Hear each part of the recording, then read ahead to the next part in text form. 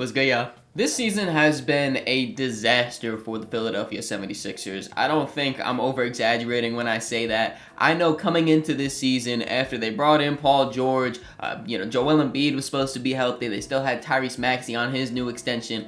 I thought that they were going to be one of the top teams out east. I thought when healthy, they had a good supporting cast. They could do it. When you look at them now, though, they are nowhere near any of that. Currently sitting at a record of 21-39, the 76ers are tied for the 11th seed out east. Not in the playoffs, not even in the play-in tournament right now. Like I said, things are looking really rough. They are a full 2.5 games back from the Chicago Bulls, who are currently at the 10th seed. And when I say disaster, again, I do not mean that lightly. Of course, their best player, MVP candidate level guy, Joel Embiid, has only played 19 games this season and has already officially ruled out for the remainder games. They had a bright spot of Jared McCain, a really over-exceeding rookie. He went down with injury after only playing 23 games. He is out for the season. Their big new free agent signing, Paul George, that I mentioned, he's been dealing with lingering injuries throughout the season. He seems like he also regressed as a player.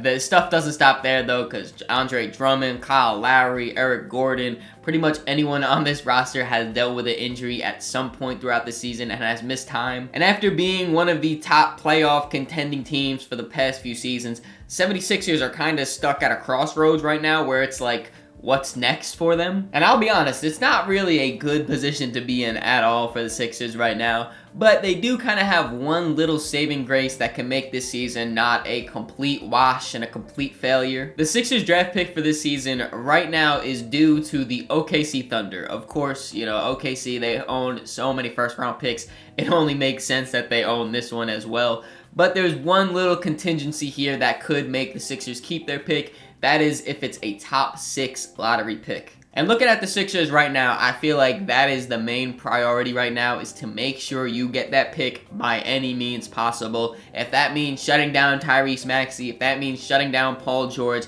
I think you should probably do it, especially considering that this year's draft class is really top heavy and has a lot of high-end talent from everything that I've been hearing. Of course, you have Cooper Flagg as the #1 slated guy, but then also Ace Bailey, Dylan Harper, VJ Edgecombe. There's a lot of high-quality players in this draft, and the Sixers could really use any one of them. Right now, they're tied with the Brooklyn Nets to have the 6th best odds, but the Brooklyn Nets have a tiebreaker over them somehow. I'm not exactly sure how that works, if it's head-to-head matchup or whatever, but right now, if they were to run the lottery, the Sixers would have technically the 7th best odds. But like I said, they're tied right now with the Brooklyn Nets for the 6th best odds. They are 2.5 games better than the Toronto Raptors, who own the 5th best odds. So it's a possibility for them to increase their draft odds if they lose games. And not only would this allow them to keep their pick and potentially draft a high-level prospect, but also, maybe even more importantly for the league, would keep OKC from having the ability to draft yet another high-end elite young talent draft guy, because it seems like they make all the right draft choices the last few seasons.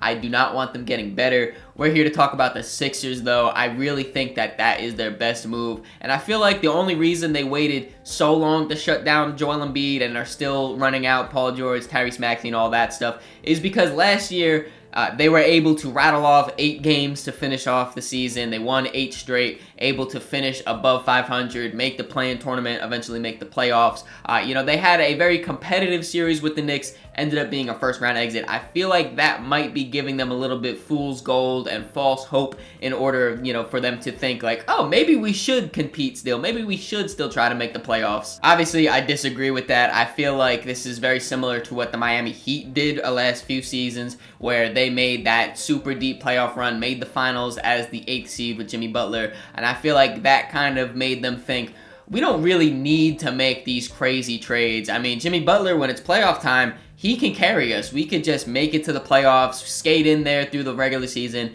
and then go on a run. That just makes stuff so much difficult for you, so much more harder for you. I don't think that that's the route the Sixers should go. I think they need to just call it quits, quit while they're ahead, and get their draft pick. Don't try to do anything extra and make the playoffs. Just shut it down. But honestly, looking at that decision, I feel like that's a very easy one to make. It makes sense. You want to get your draft capital. You're not going to win anything this season. Shut down your players, tank, do what you got to do. Again, I think that's the easy one. It gets a little bit more difficult, though, when you start to think of the long-term health of Joel Embiid, because it's looking more and more likely that, unfortunately, he will not ever be able to play at the MVP top 5 player in the league level again. And that really does pain me to say when you talk about a guy as talented as Joel Embiid, but they're talking about meniscus replacement procedures. They're talking about breaking his hip to reposition his leg to help heal. Like, some really crazy stuff, especially when you talk about for a 7-foot guy,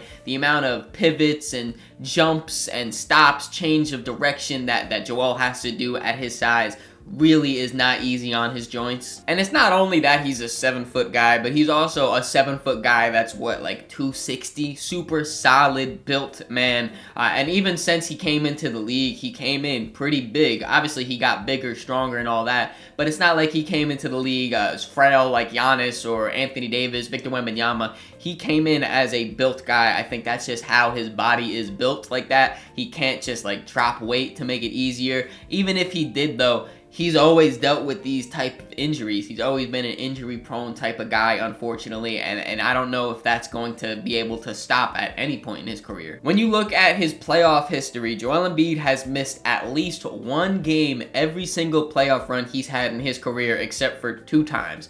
One of them was the 2020 bubble, where they had that huge break where, you know, everyone got to recover and recoup, and then they only played 4 games right there in that series. They got swept, so there's a little caveat to that one. And then also last season, he played all 6 games for the Sixers, but as we all know, he was nowhere near 100% that season either. And I haven't even brought up the huge contract extension Joel Embiid just earned. A huge, fully guaranteed contract extension, I might add.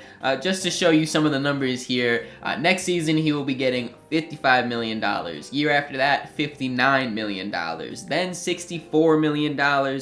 And to wrap it all up, he ends it with $69 million. That means that on average, during his contract extension, Joel Embiid will take up approximately 35% of the Philadelphia 76ers cap room. And sadly, I cannot see a world where Joel Embiid's play production really matches up with the amount of money he is making. I just really cannot see him being healthy enough and playing to the high level that it needs to be for that to be worth that money. And while we're talking about contracts, I guess I'll bring up Paul George's contract. He finishes out for 3 more seasons. Next year, he makes $51 million.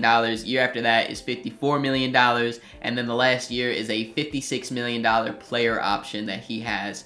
Not the best cap situation coming up for the Sixers. To quickly pivot to a more positive note for you Sixers fans, though, at least you have some interesting young guys, I would say. You know, Tyrese Maxey, only 24 years old right now, averaging 27 points per game and 6 assists. I will say, I really have high hopes for Tyrese Maxey. As a Knicks fan, last year in the playoffs, I was so scared of Tyrese Maxey because of how easy he was able to get to the rim with his speed. He was fearless pulling up from 3, super deep, hit big shot after big shot. You know, especially in game 5, I believe that was. Huge game. He was the reason why the Sixers won that game and extended their series. I, again, really have high hopes for Tyrese Maxey to continue being the all-star level player he is and to grow his game. And I really like that the Sixers have him to kind of fall back on at least and kind of maybe even pivot a little bit more to focus on building with him. They also have Jared McCain, the 20-year-old rookie. I mentioned he went down with injury pretty early on, but when he was playing, he showed a lot of promise, putting up 15 points per game and 3 assists of his own. He was pretty easily the Rookie of the Year favorite until he got injured.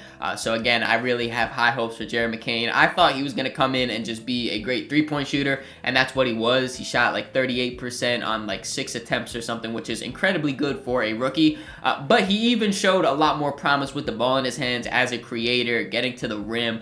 He even had like a mid-range game too that I wasn't too aware of. So I really liked what I saw from him while he was healthy. You know, looking more into the future, you can ask if a small backcourt of him and Maxey would work out. I'm not too worried about that yet. But when I just look at talent, young talent on the roster, those 2 guys really pop out at me. And then I know it's only been about like 10 games so far, but Quentin Grimes, ever since he got traded to the Sixers, he has been hooping his ass off. as a Knicks fan, I mentioned before in this video, I saw Quentin Grimes for the early parts of his career, and I really liked what he's done, but he's really seemed to have a full new confidence going on now. I know he's bounced around from team to team the last few season and a half, but I really hope he gets to stay in Philly this offseason. I know he's a free agent, but what he's been doing there has been really nice to see as a creator. Defensively, he's still competing as well. He's been really good for them, only 24 years old. And like we were talking about before, hopefully the Sixers can add a top 6 draft choice this season. Going forward too, I was pretty surprised to see that the Sixers have pretty good draft situation.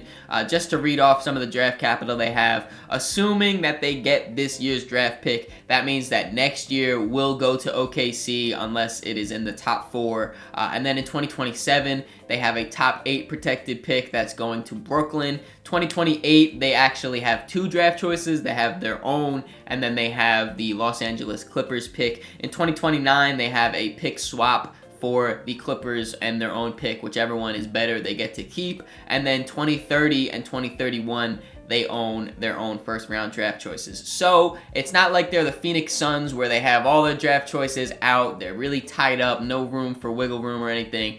Going forward, they can add young talent onto this roster. They could make moves, depending on what the team's looking for. They still have some flexibility at least. So I guess that kind of leads us to the question of, what now? They have some young guys. They have a little bit of flexibility with their draft picks. They don't have a lot of flexibility when it comes to contracts and cap room, free agency, all that. They're kind of tied up with their big contracts. So what now for the Sixers? I guess I'll start with the elephant in the room, and that is Joel Embiid, of course. I really do not think there is a situation where other teams want to take on that Joel Embiid contract. I think that he is owed so much money and has so many question marks around his health that it is going to be looked at as one of the worst contracts in the league. That's just how I'm seeing it right now. When you look around the landscape of the league with the second apron and all of that, the new cap rules, teams do not want big contracts. The Bulls got back damn near nothing for Zach LaVine, who was having a career year before he got traded. You also have guys like Jeremy Grant, who's on a super big contract in Portland. He could really help contending teams out. No one wants to touch his contract. Even looking back even to this last offseason, the Timberwolves blew up the team that made it to the Western Conference Finals in order to have some more flexibility under that cap room. They traded Karl-Anthony Towns because they did not want his big contract. Again, when you just look at the money-wise and add in the injury concerns, I really don't see any team wanting to trade for Joel Embiid's contract. And I feel like that honestly is the right thing to do to him as a player. I think that Philly needs to just thank Joel Embiid for all he's done, help him as much as they can to get him healthy. When he's healthy, run him out there and play basketball, try to win. It's great. When he's not, again, just try to assist him as best as possible.